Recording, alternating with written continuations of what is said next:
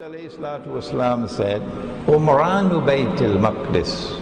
At that time when Jerusalem is overflowing with construction, it's built up. Jerusalem is a booming city, booming.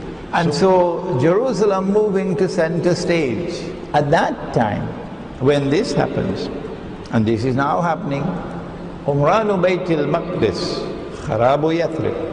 At that time when Jerusalem is flourishing, booming, center stage, at that time Yathrib or Medina will be in a forlorn state of desolation.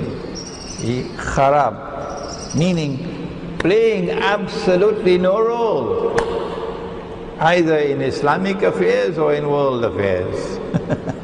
A forgotten city.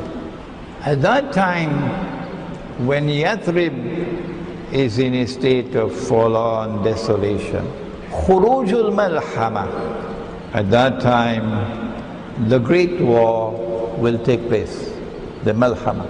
That great war has been described in several ahadith as a terrible, terrible, terrible war.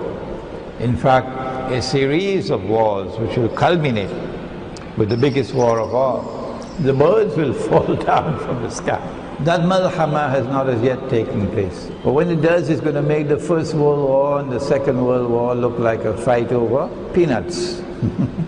And then the hadith goes on to say, Khurujul Malhama, Fathul Constantiniya, that it is only after you have experienced the Malhama, only then would the conquest of Constantinople take place. And then the hadith ends that when Constantinople is conquered, that will be followed by the Khuruj of Dajjal. Dajjal was released in the lifetime of the Prophet ﷺ.